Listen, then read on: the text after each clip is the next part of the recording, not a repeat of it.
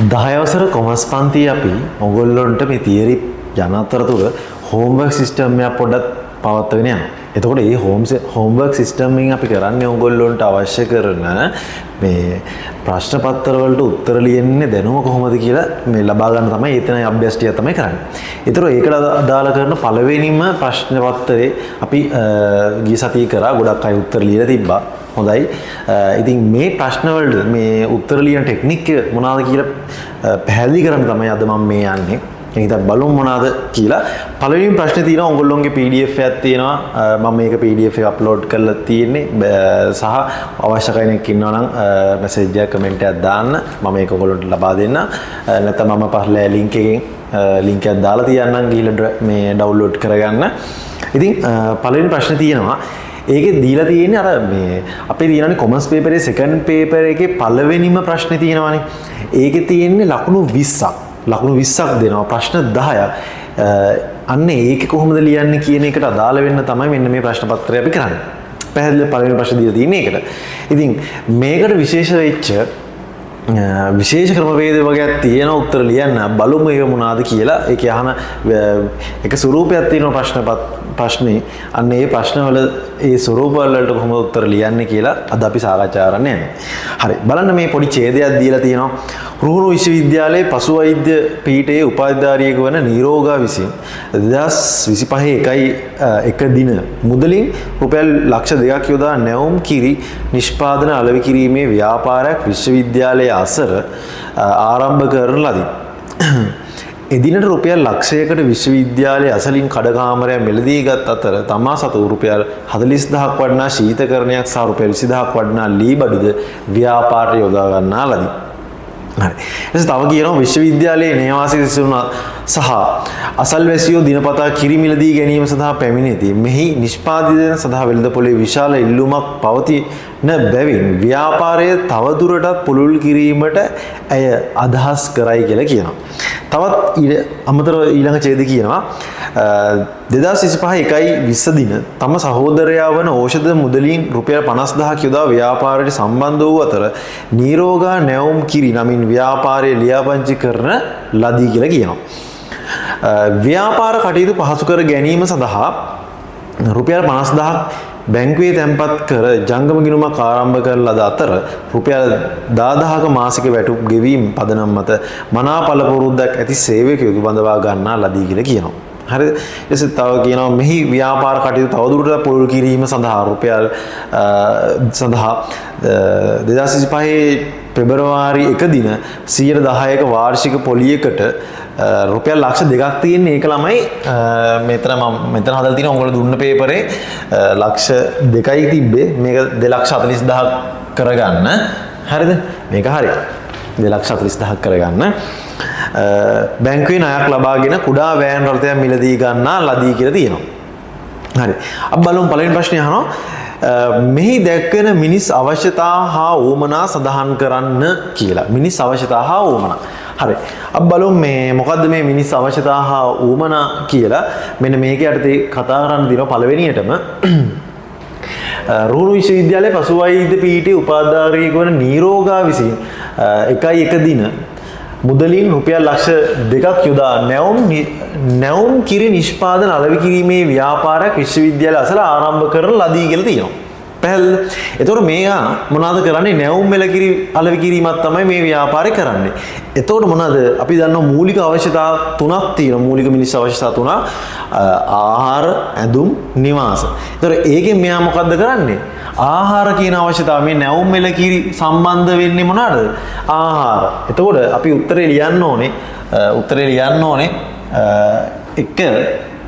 එකේ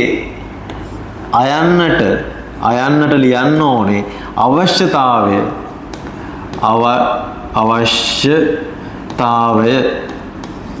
නොම ලියන්න ඕනේ අවශ්‍යතාවය කියලා පොඩ්ඩක් සමානයි මොනවාද? ආහාර. ඊට පස්සේ උවමනාව ලියන්න ඕනේ. උවමනාව. හරි. ඒ මොකද්ද? නැවුම් එලකිරි නැත්නම් එලකිරි කිල්ලුවත් කමන්නේ නැහැ. නැවුම් එලකිරි කිල්ලුවත් කමන්නේ නැහැ. ඕන එකක්. නැවුම් එලකිරි. හරි. ඔන්න ඔය විදිහට ලියන්නේ සමහරු ආහාර නැවුම් මෙල කිරි කියලා ඔහෙ ලියලා තිබ්බා. එහෙම ලියන්නේ අපි උත්තරේ දෙනකොට හරි පිළිවෙලට දෙන්න ඕනේ. මොකද්ද? දැන් සමහර ඔයා මේක විතර ආහාරයි නැවුම් මෙල කිරි කියලා ලියලා තිබ්බා. මම දන්නේ නැහැ මොකකටද මේ ආහාර කියලා මේ අවශ්‍යතාවය කියලා දෙන්නේ මොකකටද ඌමනාව කියලා දෙන්නේ කියලා. ඒක හරි විදිහට මෙන්ෂන් වෙන්න ඕන ළමයි. හරිද? මෙන්න මේ විදිහ තමයි හරිම පිළිවෙල. ඔය වගේ ප්‍රශ්නයක් ඇහුවාම උත්තර දෙන්න. පැහැදිලිද? හරි. අපි යමු ඊළඟ එකට මොකක්ද කියලා බලමු. ඒකේ ආයන්නේ අහනවා අවශ්‍යතා හා උවමනා අතර වෙනස්කම් දෙකක් ලියන්න. අවශ්‍යතා හා උවමනා අතර වෙනස්කම් දෙකක් ලියන්න කියලා කියනවා. හරි. එතකොට ඔයා දන්නවා මේ අපි 10 වසර පළවෙනි පාඩමේ ඉගෙනගෙන තියෙනවා මේ අවශ්‍යතා හා උවමනා කියන්නේ මොනවාද කියලා. එතකොට ඔයා ඒ වෙනස්කම් ලියද්දී මොනවාද මෙහෙම දෙපැත්තකට බෙදලා නැත්නම් අගුවක් හරි එහෙම දාලා ඔයා එහෙම ලියන්න ඕනේ. පැහැදිලිද? ඒක තමයි හරිම විදිය. ඒතකොට දෙකක් ලියන්න ඕනේ. 10 වසරේ පළවෙනි පාඩමේ අවශ්‍යතා හා උවමනා යටතේ අපි කතා කරලා තියෙනවා මොනවාද? අවශ්‍යතාවල ලක්ෂණ මොනවද තියෙන්නේ? ඒවා ඇවිල්ලා සීමිතයි කිව්වා නේද? සීමිතයි. සීමිතයි. මොකද මේක අසීමිතයි. අසීමිතයි. තව මොකද්ද කිව්වේ? හරිද? සරල වේ. මේක මොකද්ද කිව්වේ? සංකීර්ණ වේ කියලා කිව්වා. සංකීර්ණ වේ. තව අපි ලියන්න පුළුවන් මොනවාද? පොදුවේ. මේක පෞද්ගලික වේ. තව මොකද්ද කිව්වේ? නිර්මාණය කළ නොහැක. නිර්මාණය කළ නොහැක කිව්වා. නොහැක. තව ලියන්න පුළුවන් අපිට මොනවාද? නිර්මාණය කළ හැක. නිර්මාණය කළ හැක. ඔන්න ඕක තමයි මොනවාද? අවශ්‍යතා හා උවමනා අතර තියෙන වෙනස්කම්. ඊට පස්සේ අපි ඊළඟ අභ්‍යාසයට යනවා. ඊළඟ එකට යනවා. දෙවෙනි එක අහනවා නීරෝගා නැවුම් කිරි ව්‍යාපාරයේ අයත්තන ව්‍යාපාර සංවිධාන වර්ගය සඳහන් කර එම සංවිධාන ක්‍රමේ වාසි දෙකක් සඳහන් කරන්න කියලා කියනවා. එතකොට මේ ව්‍යාපාරය අපි කලින් කතා කරා මේ මුලින්ම පටන් ගන්නේ නීරෝගා විසින් එයා තනි පුද්ගල ව්‍යාපාරයක් බවට පත් කර මේ පටන් අර ගන්නවා කවද්ද මේ ජනවාරි 1 වෙනිදා. ඊට පස්සේ ජනවාරි 20 වෙනිදා තම සහෝදරයා වන ඖෂධ මුදලින් රුපියල් 50000ක් යොදා ව්‍යාපාරයේ සම්බන්ධ වූ අතර නීරෝගා නැවුම් කිරි නමින් ව්‍යාපාරය ලියාපදිංචි කරන ලදී කියලා කියනවා. එතකොට මෙන්න මේ ව්‍යාපාරේ නම් මොකද්ද වෙන්නේ? මෙතන ඉඳන් තමයි නීරෝගා නැවුම් මෙල කිරි ව්‍යාපාරේ බවට නැවුම් කිරි ව්‍යාපාරේ බවට පත් වෙන්නේ. එතකොට මෙතන ඉඳන් තමයි මේක හවුල් ව්‍යාපාරයක් බවට පත් වෙන්නේ. හරිද? ඒතර තනි පුද්ගල ව්‍යාපාරයක් විදිහට පටන් අරගෙන හවුල් ව්‍යාපාරයක් බවට පත් වෙනවා. ඒ හවුල් ව්‍යාපාරයේ නම තමයි නීරෝගා නැවුම් කිරි ව්‍යාපාරය. ගොඩක් අය උත්තර දීලා තිබෙත් තනි පුද්ගල ව්‍යාපාර කියලා නෑ. නීරෝගා නැවුම් කිරි ව්‍යාපාරය අයත් වෙන්නේ මොකද්ද? ඒක අයත් වෙන්නේ හවුල් ව්‍යාපාර වලට. හවුල් ව්‍යාපාර මොනවාද තමයි හවුල් ව්‍යාපාර වල දකින්න තියෙන වාසි? සාපේක්ෂව ආරම්භ කිරීම පහසුයි. හරිද? ඒ කියන්නේ මොකට සාපේක්ෂවද? අර සීමා සහිත සමාගම් වගේ ඒවට සාපේක්ෂව ආරම්භ කිරීම පහසුයි. ඉතින් තනි පුද්ගල ව්‍යාපාරයට සාපේක්ෂව වැඩි ප්‍රාග්ධනය රැස් කර ගන්න පුළුවන්. වැඩි ප්‍රාග්ධනයක් රැස් කර ගත හැක. ඊට පස්සේ මොනවාද? තව එකක් අපිට ලියන්න පුළුවන්. තීරණවල නිර්වද්‍යතාවය වැඩි. තීරණවල නිර්වද්‍යතාව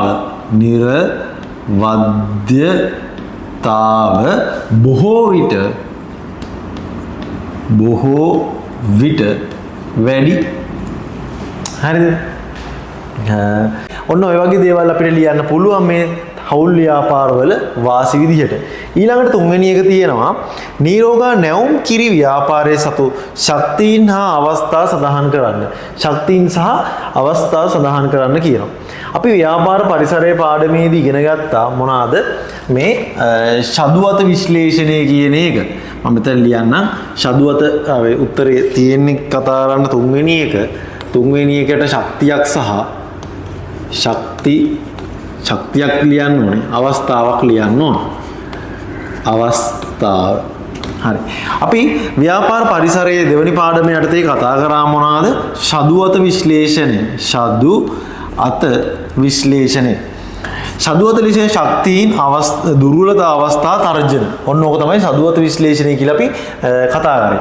මේකේ ශක්තියින් සහ අවස්ථා කියන්නේ හිතකර තත්ත්වය නැත්නම් වාසිදායක තත්ත්වයක්. හිතකර නැත්නම් වාසිදායක තත්ත්වයක්. දුර්වලතා සහ තර්ජන කියලා කියන්නේ මොනවාද? අවාසිදායක තත්ත්වයන්, අහිතකර තත්ත්වයන්. අවාසිදායක තත්ත්වයන්. හරිද? ඊට පස්සේ මේ ශක්තියින් සහ දුර්වලතා හම්බ වෙනවා කිව්වා. ශක්තියින් සහ දුර්වලතා අපිට හම්බ වෙනවා කියලා කිව්වා මොන පරිසර සාධකයේ අධ්‍යයනය කිරීමෙන්ද? ශක්තියින් සහ දුර්වලතා හඳුන්වන්නේ. ඒක අභ්‍යන්තර පරිසරයෙන් හම්බ වෙනවා. අභ්‍යන්තර. අවස්ථා හා තර්ජන හම්බ වෙනවා කිව්වේ මොන පරිසරයෙන්ද? බාහිර. අභ්‍යන්තර පරිසරයේ ඉන්නේ කවුද? අයිතිකරුවන් ඉන්නවා, කළමනාකරුවන් ඉන්නවා, සේවකයන් ඉන්නවා. අනිත් හැමෝම මොකද්ද? බාහිර පරිසරයට තමයි ඇත්තේ. පැහැදිලිද? එතකොට ශක්තියින් කියන්නේ මොනවද? අභ්‍යන්තර පරිසරයේ දකින්න පුළුවන් වාසිදායක තත්ත්වයක්. ශක්තියින් කියන්නේ අභ්‍යන්තර පරිසරයේ දකින්න පුළුවන් වාසිදායක තත්ත්වයක්. මේ අවස්ථා කියන්නේ බාහිර පරිසරයේ දකින්න පුළුවන් වාසිදායක තත්ත්වය. මේ බාහිර පරිසරයේ දකින්න පුළුවන් මේ වාසිදායක තත්ත්වයන් වලට තමයි අපි අවස්ථා කියලා කියන්නේ. පැහැදිලිද? හරි. අපි නම් බලමු මොනවද මේ ව්‍යාපාරයේ අභ්‍යන්තර පරිසරයේ දකින්න පුළුවන් මේ හිතකර තත්ත්වයන් කියලා. හරි. අහන්නේ නීරෝගා නැවුම් කිරි ව්‍යාපාරයේ සතු ශක්තියින් හා අවස්ථා සඳහන් කරන්න. දැන් මේකේ මුලින්ම නීරෝගා හිටියන ව්‍යාපාරේ එයාට මොකද කරන්න පුළුවන්? එයා හොඳ ප්‍රාග්ධනයක් දාලා ව්‍යාපාරේ පටන් අරන් තියෙනවා. පැහැදිලි? අර ලක්ෂ 2ක් දාලා තියෙනවා. ඊට පස්සේ ඊට අමතරව මොනවාද මේ ශීතකරණයක් සහ ලීබඩු දාලා තියෙනවා. ඊට අමතරව ආයේ මොනවද මේ නීරෝගා නැවුම් කිරි ව්‍යාපාරය බවටපත් වෙන්නේ මොනවාද? රාහුල් ව්‍යාපාරයක් නෙමේක. එතකොට එයාගේ සහෝදරය වෙන ඖෂධත් සම්බන්ධ වුණාට පස්සේ එයත් සල්ලි ගේනවනේ. එහෙනම් මේක හොඳ ප්‍රාග්ධනයක් තියෙනව නේද? අන්න අපිට ඒක ලියන්න පුළුවන් අභ්‍යන්තර පරිසරයේ තියෙන හිතකර තත්ත්වයක් විදිහට මොනවාද? ප්‍රමාණවත් ප්‍රාග්ධනයක් පැවතීම. ප්‍රමාණවත් ප්‍රාග්ධනයක් පැවතීම. තවයක් ඔන්න ලියමු. මේක යටතේ මම මෙහෙම තවයක් ලියන්න දාන්නම්. බලන්න දැන් නීරෝගා ගැන මුලින් කියලා නීරෝගත් දැන් මේ හවුල් ව්‍යාපාරයේ අයිතිකරුවෙක්නේ. එතකොට මේ නීරෝගාට හොඳ මොකද උපාධියක් තියනවා නේද? වෛද්‍ය පීඨ උපාධිධාරණියක් වන නීරෝගා කියලා මුලින්ම කතා කරලා තියෙනවා. අන්න නීරෝගාට නැත්නම් අයිතිකරුවර නීරෝගාට මොනවද තියෙන්නේ? වෛද්‍ය පීඨ උපාධි පසු වෛද්‍ය පීඨ උපාධිධාරණියක් වෙනවා. පසු වෛද්‍ය පීඨ උපාධිධාරිණියක් වීම කියලා දාන්න පුළුවන්. හරි. අපි බලමු අවස්ථා කියන එක. අවස්ථාවේ තියෙන්නේ කොහෙද? බාහිර පරිසරයේ තියෙන වාසිදායක තත්ත්වයන් වලට අපි කියනවා මොනවාද? අවස්ථා කියලා. බාහිර පරිසරයේ ඉන්න අර ගැනුම් කරුවන් ඉන්නවා. හරිද? තරං කරුවෝ ඉන්න ඕන ඔය කට්ටිය ඉන්නවා. ඊට පස්සේ බලන්න මේකේ කියනවා මොනවාද? රුහුණු විශ්වවිද්‍යාලයේ අසල්නේ මේක පටන් ගන්න ව්‍යාපාර විශ්වවිද්‍යාලයේ අසල ආරම්භ කරලාදී කියලා. ඒතර අසල ආරම්භ කරාම ව්‍යාපාරයේ කොහෙද මේ රුහුණු විශ්වවිද්‍යාලය අසල තිබ්බාම මේක හොඳ අර ඒ විශ්වවිද්‍යාලයේ ඉන්න මේ ශිෂ්‍යයෝ සේවකයෝ ඊට පස්සේ ආචාර්යවරු ඔය කට්ටිය මොනවාද මේකේ ගැනුම් කරුවෝ බවට පත් වෙනවනේ. අන්න ඒගොල්ලෝ මේ සිටීම විශ්වවිද්‍යාලය අසල පිහිටා තිබීම හින්දා මේක හොඳ මේ අවස්ථාවක් වෙනවා මේ ව්‍යාපාරයට. එතකොට ලියන්න පුළුවන් අපිට රුහුණු විශ්වවිද්‍යාලය රුහුණු විශ්වවිද්‍යාලය අසල ව්‍යාපාරය පැවතීම පැවතීම හරි ඔන්න ඕක අවස්ථාවක් ලියන්න බල තව එකක් ලියන්න ආනයනික කිරිපිටි වලට ආනයනික කිරිපිටි සඳහා බදු අය කිරීම ඉතින් ඔන්න ඔය කැමති එකක් එක බැගින් ලියන්න තියෙන්නේ ශක්තියින් එකක් සහ අවස්ථා එකක් ලියන්න පුළුවන්. ඊළඟට අපි එමු මේ මොනවාද හතරවෙනි ප්‍රශ්නේ ජංගම ගිණුමක් ආරම්භ කිරීම තුළින් ව්‍යාපාරයේ ලබාගත හැකි ප්‍රයෝජන දෙකක් සඳහන් කරන්න කියනවා. ජංගම ගිණුමක් ආරම්භ කිරීම තුළින් ව්‍යාපාරයේ ලබාගත හැකි ප්‍රයෝජන දෙකක් සඳහන් කරන්න කියලා කියනවා.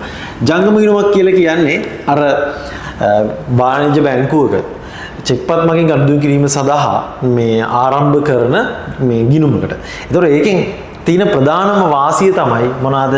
චෙක්පත් මගින් ගනුදෙනු කර හැකි වීම.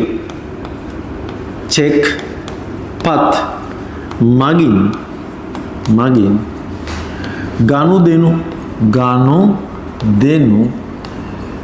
කළ හැකි වීම. චෙක්පත් මගින් ගනුදෙනු කළ හැකි වීම. තව එකක් තමයි ඔයාලා දැන් මේ විදිහේ පාඩම ඉගෙනගෙන තියෙනවා. මොනවාද ස්ථාවර නියෝග දෙන්න පුළුවන් අපිට මෙන්න මේ අදාළ කම්පැනි මෙන්න මෙච්චර ගාණක් මෙදාට ගෙවන්න කියලා ස්ථාවර නියෝග ක්‍රියාත්මක කරන්න පුළුවන්. ස්ථාවර නියෝග ලබා දීම ස්ථාවර නියෝග ලබා දෙන්න පුළුවන්. ඊට අමතරව අර අපි ඉගෙන ගත්තේ අයිරාව ගැන අයිරා පහසුකම් ලබා ගන්න පුළුවන්. අයිරා පහසුකමක් කියන්නේ මොකද්ද? ජංගම ගිණුමේ පවතින මුදල් ශේෂය ඉක්මවා චෙක්පත් නිකුත් කර ගැනීමට වාණිජ්‍ය බැංකුවක් විසින් සපයන පහසුකම්. ඒකට අපිට අයිරා පහසුකම් ලබා ගන්න පුළුවන්. අයිරා පහසුකම් ලබාගත හැක. තව එකක් ලියන්න පුළුවන් මොකද්ද? ස්ථාවර නියෝග වගේම ඒ කියන්නේ කෙලින්ම අපි මේ අපිට හම්බෙන්න තියෙන සල්ලි කෙලින්ම ඍජුවම බැංකුවට ගන්න පුළුවන්. එතකොට අපිට කියන්න පුළුවන් ඒකට ඍජු ප්‍රේෂණ රැස් කරගත හැකි වීම. රැස් කරගත හැක ඍජු ප්‍රේෂණ රැස් කර ගන්න පුළුවන් කියලා කියන්නේ. හරි. ඉතින් ඔය කැමති දෙකක් ලියන්න. ඊට පස්සේ පස්වෙනි එක අහනවා. පහේ අහන්නේ මොකද්ද? නව රජය විසින් දේශීය කිරි නිෂ්පාදකයන් දිරිගැන්වීමේ අරමුණින් ආනයන කිරිපිටි සඳහා 20%ක බද්දක් පැනවීමට තීරණය කරයි. ඒකේ අහනවා අයන්න. ඒකේ පළවෙනි එක අහනවා මොකද්ද? අයන්නට ඉහත ප්‍රකාශය තුළින් මතු කරගත හැකි බාහිර ව්‍යාපාර පරිසර සාධකයේ කුමක්ද? අපිට මේ බදු පැනවීම ගන්න පුළුවන් මොනවාද? ආර්ථික පරිසරය යටතේ. ආර්ථික පරිසරය යටතේ. ඊට ආයන්නේ අපෙන් අහනවා මොකද්ද? ආයන්නේ අපෙන් අහනවා ඊද ප්‍රකාශය නීරෝගා නැවුම් කිරි ව්‍යාපාරයට කෙසේ බලපාන්නේ දෙය ප්‍රකාශය. ඒ කියන්නේ මොකද්ද? කිරි නිෂ්පාදනය දිරිගැන්වීමේ අරමුණින් ආනයනය කිරිපිටි සදා 120ක බද්දක් පැනවීම. මේ 120ක බද්ද පැනවීමෙන් හින්දා මොකද වෙන්නේ? ආනයනීය කිරිපිටි වල මිල ඉහළ යනවා. එතකොට අපේ කිරි නිෂ්පාදන වලට සාපේක්ෂව ඒකේ මිල ඉහළ ගියාම මොකද වෙන්නේ? පාරිභෝගිකයෝ කිරිපිටි නිෂ්පාදනයෙන් ඉවත් වෙලා මොකටද එනවද? නැවුම් කිරි නිෂ්පාදන වලට ඒගොල්ලෝ මාරු වෙනවා. එතකොට ඒවැ ඉල්ලුම වැඩි වෙනවා. එතකොට ඒකේ ඉල්ලුම වැඩි වෙනවා කියන්නේ මේ නීරෝගා ව්‍යාපාරයේත් මොනවාද? කිරි නිෂ්පාදන වලට තියෙන ඉල්ලුම වැඩි වෙනවා. එතකොට ඒගොල්ලෝගේ අලවිය වැඩි වෙනවා. ඔන්න ඕක ලියුවනම් හරි මොනවාද? නීරෝගා නීරෝගා කිරි නිෂ්පාදනවල ඉල්ලුම ඉහළ යයි කියලා ඉහළ හරි ඊළඟට අපෙන් අහනවා 6 අහනවා මොකක්ද අහන්නේ 6 මෙම ව්‍යාපාරයේ ගනුදෙනු සටහන් කිරීම අදාළ පිළියෙල කර යුතු මූලික පොතක් නම් කර ඊට අදාළ මූලාශ ලේඛන නම් කරන්න කියලා කියනවා. මූලික පොතක් නම් කරලා ඒකට අවශ්‍ය කරන මූලාශ ලේඛනයන් නම් කරන්න කියලා. 6. ඒතර මේකදී ඔය උත්තර ලියද්දී මූලික පොත මොකක්ද කියලා ලියන්න ඕනේ. මූලික පොත. ඊටසේ මොකක්ද ඒකට අදාළ මූලාශ ලේඛන. නිකන් අර පොත දාලා මේ ඔහේ මූලාශ ලේඛන ලියන්නේ අපි මෙහෙම වර්ග කරලා පැහැදිලිව හරියට උත්තරේ දෙන්න ඕනේ. ඒක තමයි උත්තර ලියන හරිම පිළිවෙල. හරි. බලන්න මේක කියනවා මේ රුපියල් ලක්ෂ 2ක් යොදා නැවුම් කිරි නිෂ්පාදිත අලෙවි කිරීමේ ව්‍යාපාරයක් ආරම්භ කරනවා කියන්නේ. එතකොට සල්ලි එනවනේ ප්‍රාග්ධනයේ විදියට. අන්න සල්ලි එනකොට මොකද්ද දාන්නේ අපි? මුදල් පොත සම්බන්ධ වෙනවා. මුදල් පොත සල්ලි ලැබීමේදී ලදුපත. අන්න අපිට ඒක ලියන්න පුළුවන්. මොකද්ද ලියන්න පුළුවන්? මූල්‍ය සහන පොතට ලියන්න පුළුවන් මුදල් පොත. ඊට පස්සේ මොකද්ද ලියන්න පුළුවන්?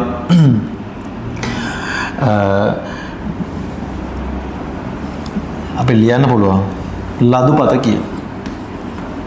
ලදුපත. ඊට අමතරව බලන්න. ඊට අමතරව මෙන්න මෙතන තව තියෙනවා මොනවාද? මෙතන එදිනට රුපියල් ලක්ෂයකට විශ්වවිද්‍යාල අසලින් කඩකාමරය මිලදී ගත් අතර අන්න කඩකාමරය මිලදී ගන්නවා. ඒතර සල්ලි යනවනේ. සල්ලි යනකොට අපිට ලියන්න පුළුවන් මේකටම ගෙවීම් වවුචරය කියලා. ගෙවීම් වවුචරය කියලා ලියන්න පුළුවන්. හරිද? තව එකක් ලියන්න පුළුවන්. ගෙවීම් වවුචරය.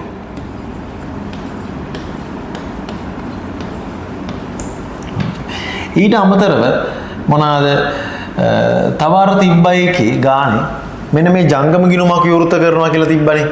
රුපියල් 50000ක් බැංකුවේ තැන්පත් කර ජංගම ගිණුමක් ආරම්භ කරලා ලද අතර කියලා. හරිද? අන්න ඒ ජංගම ගිණුම විවෘත කරාම මොකද්ද සම්බන්ධ වෙන මූල්‍ය සහන පොත අපි ඉගෙන ගත්තා. මොනවාද? බැංකු පොත. ඒකට සල්ලි ගෙවන ඉඳන් ගෙවීම් කුවිතාංශය ගන්න පුළුවන්. ගෙවීම් කුවිතාංශය නැත්නම් ගෙවීම් වවුචරය ඔය දෙකෙන් ඕන එකක් දාන්න පුළුවන්. පැහැදිලිද? මේකත් සම්බන්ධ ගෙවීම් වවුචරය කියලා දාන්න පුළුවන්. හරි. ඉතින් ඔන්න කැමති එකක් ලියන්න පුළුවන්. ඊළඟට අපෙන් අහනවා මොකක්ද අහන්නේ? 7 ඊට සඳහන් ව්‍යාපාරයේ එකයි එක දිනට ගිණුම් කරන සමීකරණයේ වටිනාකම් සහිතව දක්වන්න කියලා දෙනවා. හරි. අපි බලමු එහෙනම් මොකද්ද මේ ගිණුම් කරන සමීකරණයේ වටිනාකම් සහිතව ලියන්නේ. ගිණුම් කරන සමීකරණය වාදන්න වත්කම් සමානයි හිමිකම් ධන වගකීම්. ගිණුම් කරන සමීකරණය බලමු මේක ඩීටේල්ස් ගන්න කොහෙන්ද? මෙන්න මේ ලක්ෂ 2ක් යොදා නැවුම් මිලකී නිෂ්පාදනය කිරීමේ ව්‍යාපාරයක් ආරම්භ කරනවා. ඒ කියන්නේ ප්‍රාග්ධනය යොදවනවානේ. ප්‍රාග්ධනය යොදවුවාම මොනවාද? ව්‍යාපාරයට සල්ලි එනවා. සල්ලි එනවා කියන්නේ මොනවද? සල්ලි කියන්නේ වත්කම. ධන ලක්ෂ 2යි. මොනවාද? මුදල්. ධන ලක්ෂ 2යි මුදල්. ඊට පස්සේ කවුද මේ මුදල් දැම්මේ? අයිතිකරු දානේවා හිමිකම යටතේ අපි දානවා ඒවා අයිතිකරුට හින්දා හිමිකම වැඩි වෙනවා ලක්ෂ 2ක් ප්‍රාග්ධනය කියලා. ප්‍රාග්ධනය. ඊට පස්සේ අපි බලමු මොනවාද? ඊළඟට කියනවා ආරම්භ කළාදී එදිනම රුපියල් ලක්ෂයකට විශ්වවිද්‍යාලය ඇසලින් කඩකාමරයක් මිලදී ගත් අතර හරි දන්න කඩකාමරයක් මිලදී ගන්නවා කීයද ලක්ෂයකට. එතකොට සල්ලි යනව නේද? සල්ලි යනවා කීයක්ද? ලක්ෂයක් යනවා ව්‍යාපාරේ. මොනවද සල්ලි කියන්නේ? වත්කම. ඒ කියන්නේ වත්කම යටතේ ලක්ෂයක් අඩු වෙනවා අපි මොනවා කියලාද? මුදල් කියලා. මුදල්. කඩකාමරය මිලදී ගත්තා. ඒ කියන්නේ ස්ථාවර වත්කම කඩකාමරය කියලා ලක්ෂයට අරන් තියෙන්නේ. කඩකාමරය කියන වත්කම අපිට එනවා මොනවාද? ධන ලක්ෂයයි. මොනවාද? කඩකාමර හරිද? ඊට පස්සේ බලමු අපි ඊළඟට මොකද්ද වෙන්නේ? ශීතලසින් කඩකාමර මිලිගත තමා සතු රුපියල් 40000ක් වටිනා ශීතකරණයක් සහ රුපියල් 20000ක් වටිනා ලී බඩු ව්‍යාපාරයට යොදවන ලදී. අන්න රුපියල් 40000ක් වටිනා ශීතකරණයකුයි. තව එනවා ධන 40000යි. මොනවාද? ශීතකරණ කියන්නේ වත්කමක්. ඒ හින්දා වත්කම වැඩි වෙනවා ශීතකරණ කියලා. ශීතකරණ කියලා 40000ක්. ඊට පස්සේ තව එනවා මොනවාද? ධන 20000ක්. මොනවාද එන්නේ? ලී බඩු කියනවා. කවුද ගේන්නේ මේ අයිතිකාරෝ? ලී බඩු. ඒකින්ද මේ දෙක එකපාර දාන්න පුළුවන් අපිට. වෙනම දාන්න පුළුවන් 40 ප්‍රාග්ධනය 20 ප්‍රාග්ධනය කියලා. මම එකපාර දාන්න ධන 60යි. ධන 60000යි. හරිද? ප්‍රාග්ධනය. හරි. මේ අයිතිකාරෝ යොදවන්නේ. දැන් මේ ගිණුම් කරන සමීකරණ දක්වන්න කියන්නේ කවදටද? 2025යි. මම මෙතින් දානවා 2025යි. 25යි 1ට එදාට වෙච්ච ගනුදෙනු වලට අදාළව ගිණුම් කරන සමීකරණේ විතරයි මෙතනින් අහන්නේ.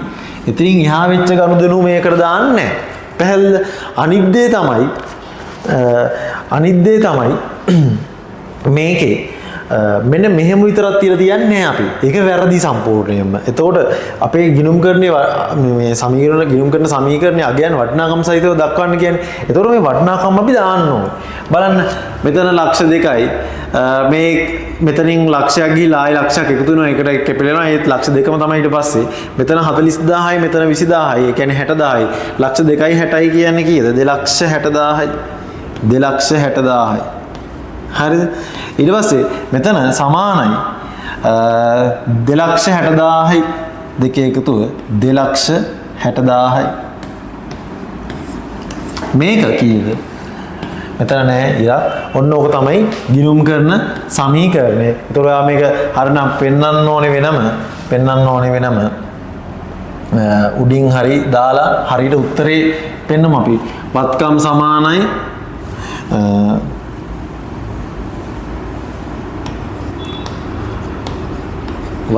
සමානයි හිමිකම් ධන වගකීම් කියලා. කීයද? 260000යි. හරි රුපියල් කියලා දාන්න. රුපියල් ඊට පස්සේ සමානයි රුපියල් 260000යි. හරි. ඉතින් ඔන්නෝම ගිණුම් කරන සමීකරණය පෙන්වන්න ඕනේ. ඊළඟට අපි යමු. මොනවාද ඊළඟට අහන්නේ ප්‍රශ්නේ? 8වෙනි එක. ඊට සිද්ධියේ සඳහන් වන රුපියල් 50000ක යොදා ජංගම ගිණුමක් ආරම්භ කිරීම ව්‍යාපාරයේ ගිණුම් වල සටහන් කරන ආකාරය ලියා දක්වන්න කියලා කියනවා. ගිණුම් කරන සමීකරණේ දක්වන ආකාරය ලියා දක්වන්න කියලා කියනවා. හරි.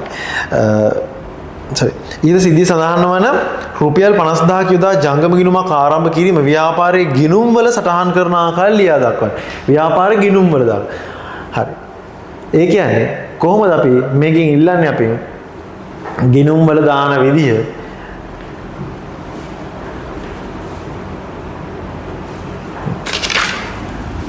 මොකද සම්බන්ධ වෙන ගිණුම් දෙක මම ඉස්සලා මේක දිස්සරහන් ලියලා පෙන්නන්නම් ඔයාට. උත්තරේ දිස්සරහන් නෙමෙයි ගිණුම් වල දාලායි පෙන්නන්න ඕනේ.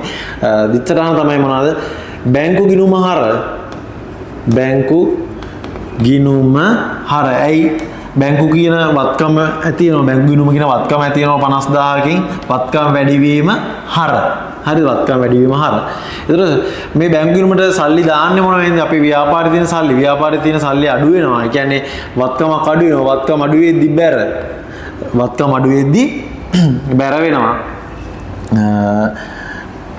වත්කම අඩු වෙද්දි බැර වෙනවා. මුදල් කියන වත්කම අඩු වෙන්නේ. මුදල් ගිණුම බැර 50000යි. හරි. අපි ඔක සරල ගිණුම් වල මම දාලා පෙන්නන්න. එකක් තමයි බැංකු ගිණුම. බැංකු ගිණුම.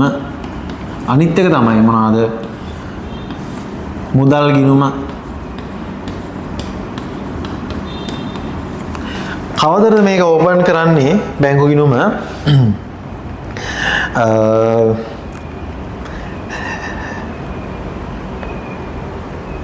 දිනේ දීලා නැහනේ. අපි 1.20 දාමු. 1.20 කියන දිනේට ගමුකෝ. 1.20 මුදල්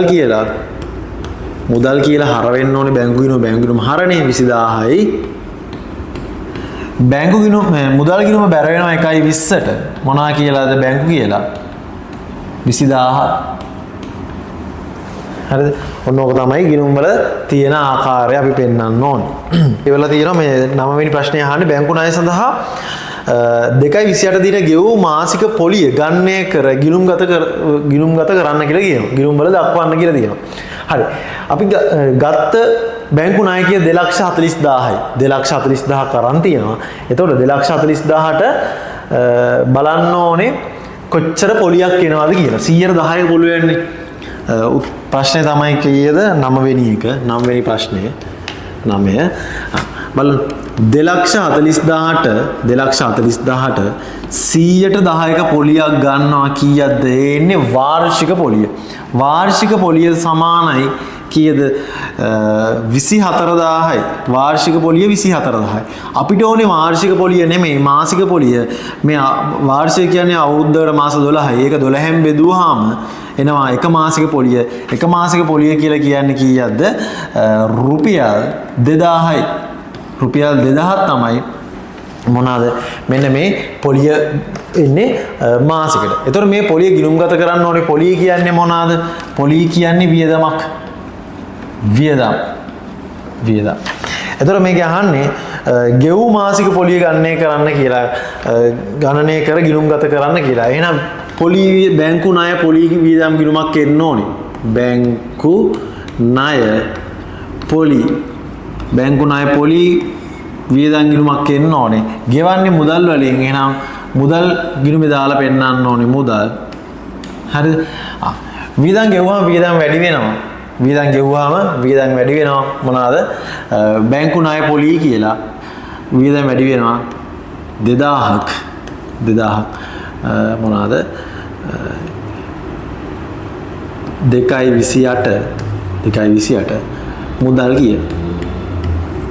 හරි. මුදල් ගිණුම බැරෙනවා 2.28ට මොනවා කියලාද? බැංකු ණය පොලි කියලා කීයද? බැංකු ණය පොලි කියලා 2000ක්. ඔන්න ඔය විදිහ තමයි මෙන්න මේ ගිණුම්ගත වෙන්න ඕනේ. ඊළඟට අපෙන් මොකක්ද අහන්නේ?